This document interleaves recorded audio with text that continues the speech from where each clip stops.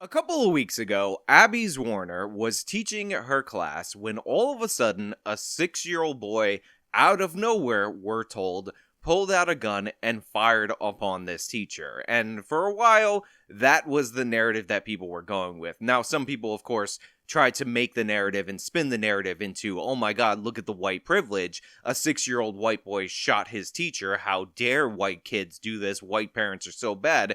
Gosh, white people ruin everything. But of course, that was quickly debunked when we discovered that the child was black. And what we ended up finding out was that the whole out of nowhere narrative is actually just as ridiculous as the white privilege narrative in this instance, because it appears that this child had a long history of disciplinary problems that were often ignored, including issues that specific day involving the idea that this kid had a gun, and nobody wanted to do anything because how could you do something if that would be considered maybe to be racially profiling against this child? So today what we're going to do is we're going to go over this case. We're going to talk about this because now the teacher has actually filed a suit against the school district. The superintendent has stepped down, and I think we've gotten enough distance between this story that we can actually determine what happened in this case without all the sensationalism that was immediately attached to this when we didn't know very much. And the first thing that I want to get into is the history of this kid, because I think this is crucial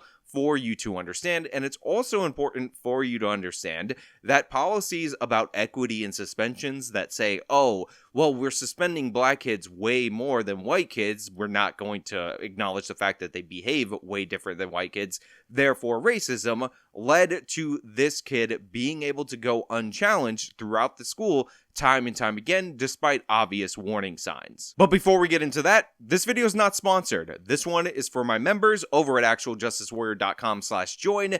Get your early access to my videos on your secret video page. Also, my supporters from Patreon, Subscribe Star, and members on YouTube. Let's get into the story. News this Wednesday night, the teacher who was shot by her 6-year-old student tonight, arguing the school was warned 3 times on that very day that the boy could have a gun and that he was making threats.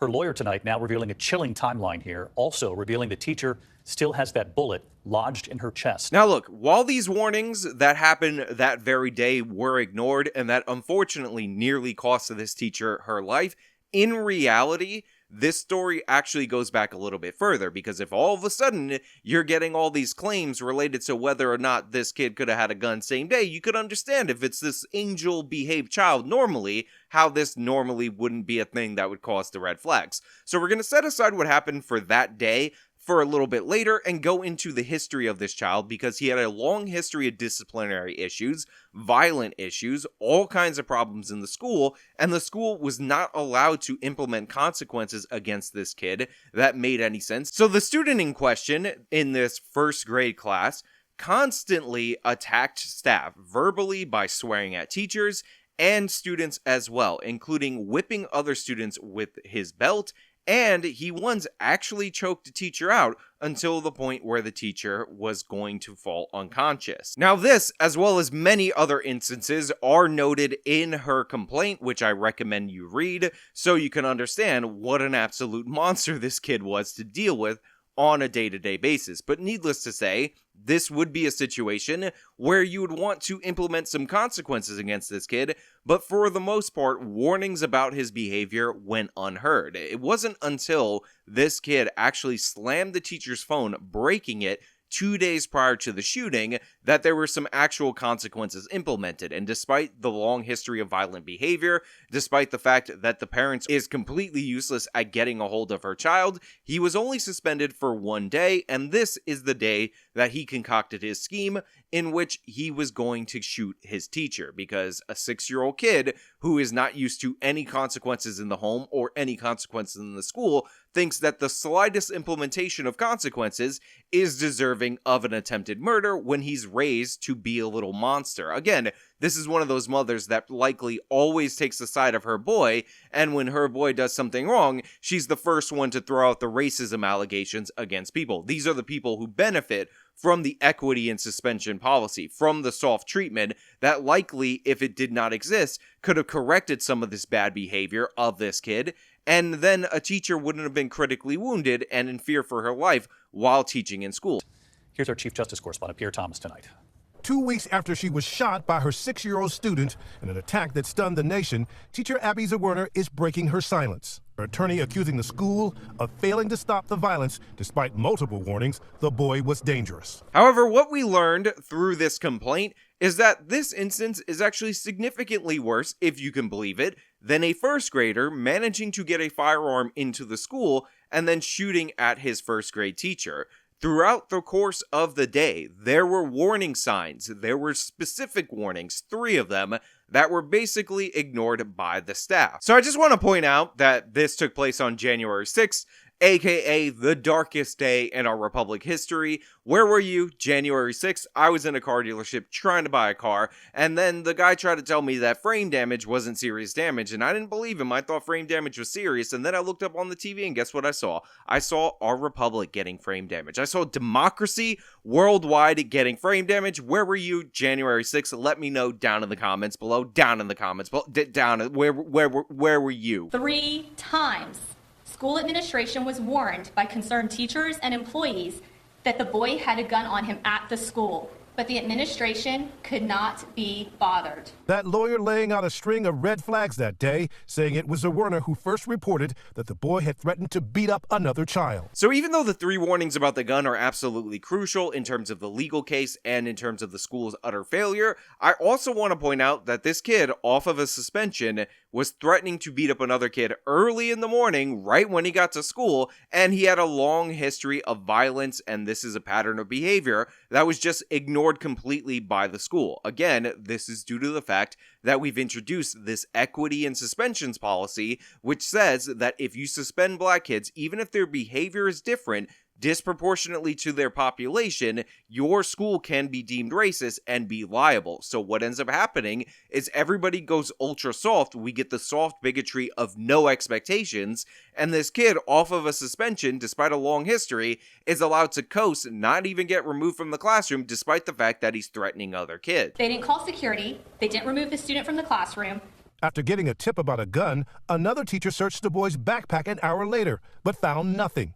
When that same teacher warned the gun could be in a pocket, a school official allegedly dismissed the threat. The administrator downplayed the report from the teacher and the possibility of a gun, saying, and I quote, "Well, he has little pockets." So this is actually incredibly crucial because one of the solutions being put forward by school officials post this incident is to force all of the children to bring clear backpacks to the school. They're not going to change the disciplinary policy. They're not going to actually suspend kids who commit violence against other students and against teachers. They're not going to haul in the parents and tell them that they need to straighten out their kid. They're going to make them wear clear backpacks, even though this kid didn't have the firearm in his backpack. He had the firearm in his pocket, and nobody wanted to search the kid, because think about how racist it would be to search the pocket of a 6-year-old kid for a gun. Oh my god, do you think a 6-year-old black kid would actually carry a gun? What are you, racist? A half hour later, Zwerner's lawyer claims a third teacher reported a student who was crying because the 6-year-old had threatened him with the gun during recess. But again, no action. Did administrators call the police? No. Did administrators lock down the school? No. Look, I feel absolutely horrible for Abby Zwerner. I mean, she put up the warnings. There were all these red flags. This kid was obviously a repeat problem in her classroom and for the other students and for the other teachers.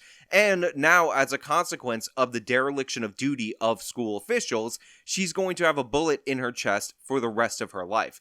But the thing is that kid also threatened another student. A first grader threatened likely another first grader at recess with shooting him. This kid with a long history of violence in a country where we're supposedly so concerned about school shootings that after the Columbine incident, we ended up arresting a kid for chewing up a Pop-Tart and pointing it as a gun. Now a kid says, he threatened me with a gun, I'm scared that I'm gonna die, and that's just let go. That was just no big deal. It's just a student, it's just a first grader. Think about how you feel if you're a parent already by the fact that this kid was able to bring a gun and fire it off into the classroom unchallenged. But think about how you feel now knowing that he likely, if he was angry enough, would have shot one of the other students if he just decided that's what he wanted to do. This kid had a bad attitude, a bad problem. He was ready to roll, ready to kill. It's not just on the parents that let this kid have access to that firearm.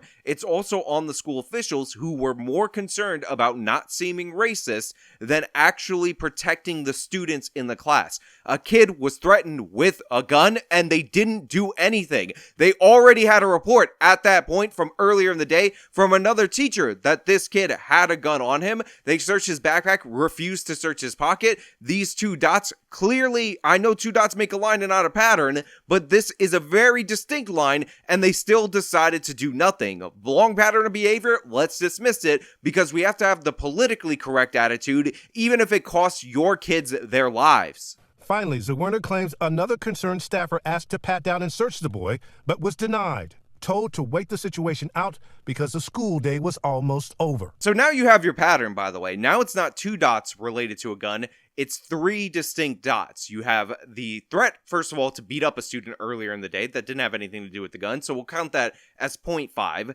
Then you have the first instance where somebody thought the kid had a gun. Then you have the student, the first grader, who was threatened to be shot by this kid. Then you have another staffer thinking that this kid has a gun.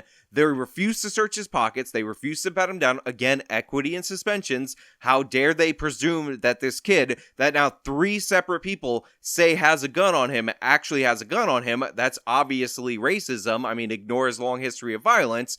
And then you have a staffer saying, oh, well, you know what? It's close to the end of the school day, so no big deal. Meaning, if he had a gun on him and he intended to use it, hopefully he'll wait till the end of the school day and then we can move on with our lives. Then it's somebody else's problem. He hurts himself, he hurts another student, no big deal as long as it's after school, because we don't want to be one of those schools that has to search a kid for a gun. We would way rather be the school where a 6-year-old was able to fire a shot into the chest of his teacher, putting other students in danger. That's definitely a better result, a better outcome for this classroom. Parents of the 6-year-old suspect say he suffers from an acute disability and claim the shooting occurred during the first week he attended class without a parent. You know, people's first instinct is to throw blame and shade onto the parents, and I totally understand that. You made a mistake, your kid got access to a firearm, and it could have led, and in this case it did lead, to somebody getting really hurt. However, I do have a little bit of sympathy for parents who inadvertently make an error and then their kid ends up with the gun,